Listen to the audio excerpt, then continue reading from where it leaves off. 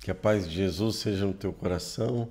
Nós chegamos ao nosso último vídeo sobre a natureza das nossas contribuições.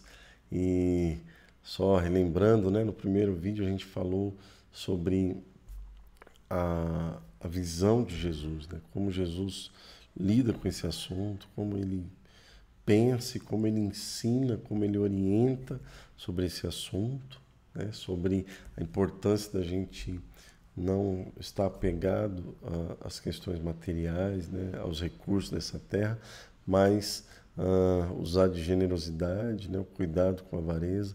No segundo vídeo a gente falou um pouco mais sobre essa questão da avareza, a gente tocou um pouquinho nesse assunto. No terceiro vídeo, né, que é o anterior, a gente falou sobre o propósito dos recursos nas nossas mãos, né? A questão do pão e da semente, né? Sobre a importância das contribuições. E hoje eu quero fazer com vocês aqui uma conclusão sobre esse assunto e trazer para vocês um aspecto mais prático, simples e objetivo sobre a maneira como nós devemos lidar com essa questão financeira, com as nossas contribuições, né?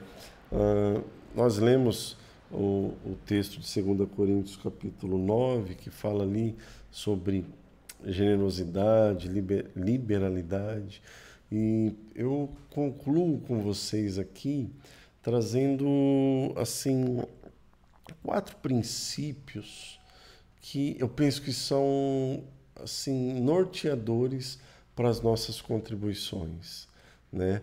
O primeiro princípio é o princípio da generosidade, né? O nosso coração ele precisa ser um coração generoso, né? O segundo princípio é o princípio da liberalidade, né? Não basta dar. Já ficou claro que o dar pode comunicar sim avareza. Então, eu preciso ser generoso, mas eu preciso ter liberalidade. O que isso quer dizer?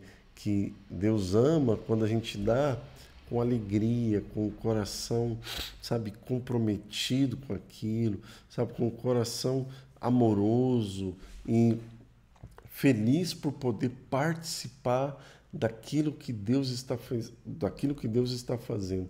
Feliz por poder participar do propósito dele, né? Feliz por saber que não é só com a minha vida, mas com os bens, com os recursos. Eu estou honrando ao Senhor com as minhas finanças também.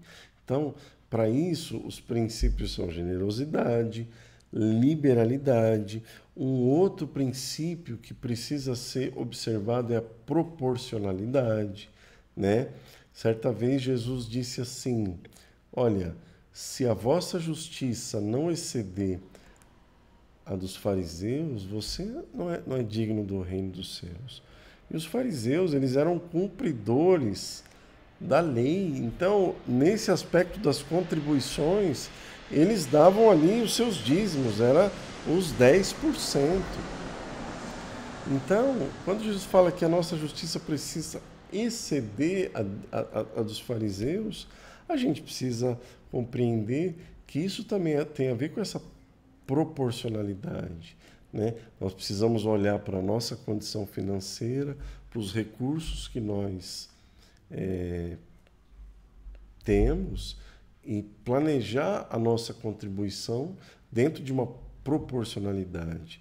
E é claro que, em se tratando dessa contribuição, eu recomendo que pelo menos seja esses 10%, segundo aquilo que Jesus falou, para que a nossa justiça exceda a dos fariseus, né?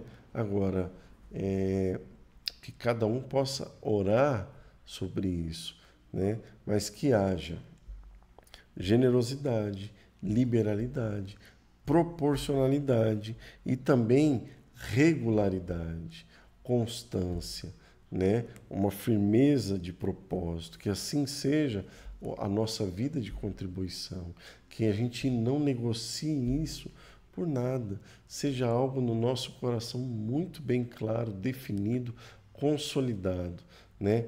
E se comprometer também com os desafios, com aquilo que a igreja propõe, que a liderança da igreja apresenta. Nós temos esse alvo, vamos participar dentro daquilo que nós podemos, tá? E eu quero encerrar dizendo o seguinte, que a nossa contribuição, ela também é uma expressão de adoração a Deus. Eu quero encerrar também com esse princípio, né? Eu falei aqui sobre os aspectos práticos, né?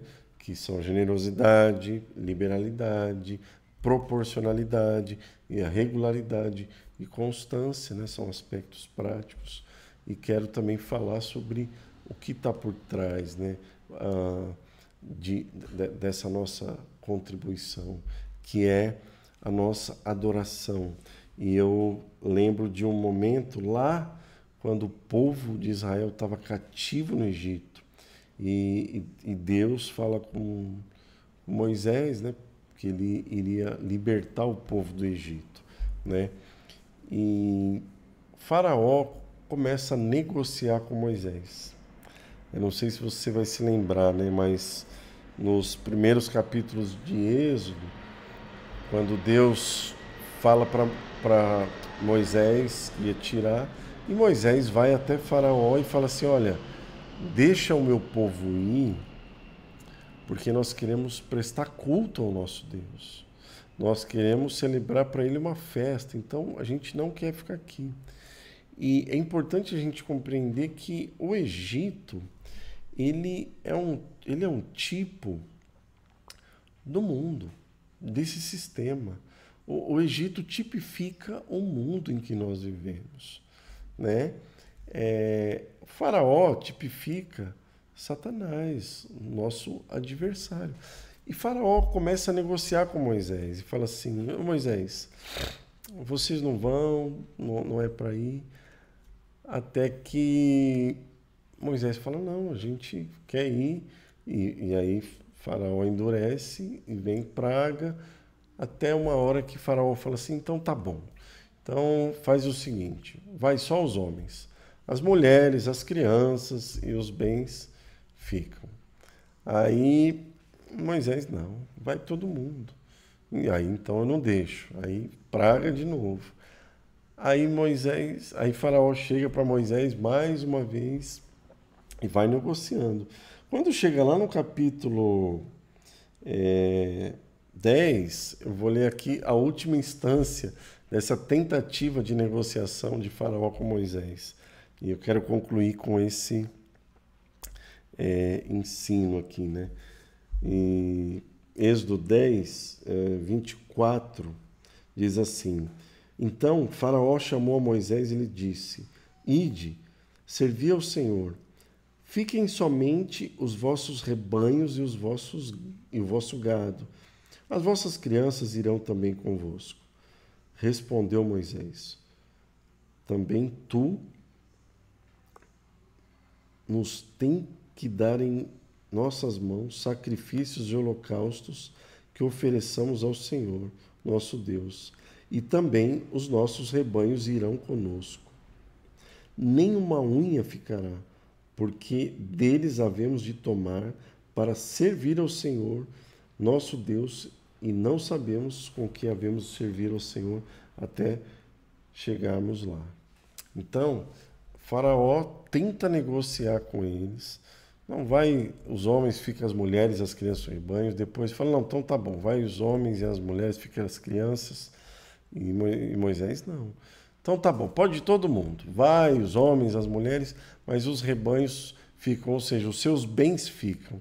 É como se o povo fosse liberto do Egito, mas os bens dele ficassem lá. E Moisés fala: não, nós queremos prestar culto a Deus, inclusive com os nossos rebanhos, com os nossos bens. Então, quer saber, Faraó? Nenhuma unha vai ficar aí com você. Vai todo mundo e vai os nossos bens também. Ou seja, No Egito não vai ficar nada dos nossos, o que é nosso, nem nossas famílias e nem nossos bens. Tudo vai servir para cultuar o nosso Senhor. Aí você já sabe o que aconteceu, veio mais uma praga e depois disso eles foram libertos do Egito.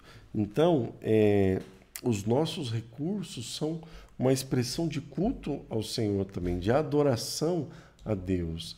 Então, eu queria encerrar dizendo, irmãos, que a nossa vida e tudo que nós somos, tudo que nós temos, precisa ser uma expressão da nossa adoração ao Senhor, precisa ser uma expressão do nosso culto ao Senhor, daquilo que Ele representa para nós, porque muitas pessoas, infelizmente, hoje têm sido roubadas nesse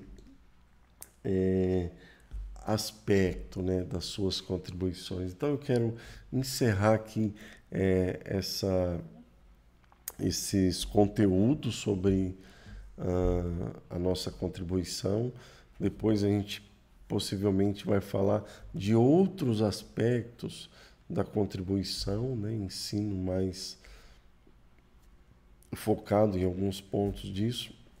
Mas por hora eu quero liberar esses 4 vídeos para você. Se você não assistiu os outros ainda, vai lá no canal, os outros estão à disposição lá, são 4 vídeos.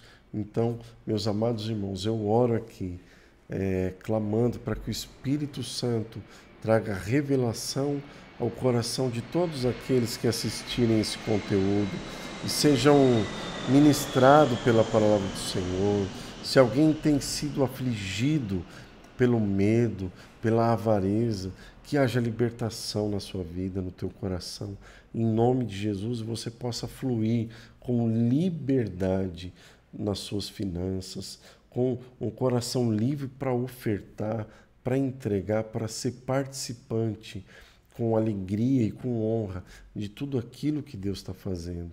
Essa é a minha oração pela sua vida, em nome de Jesus. E fica com Deus, fica com o Senhor e até a próxima.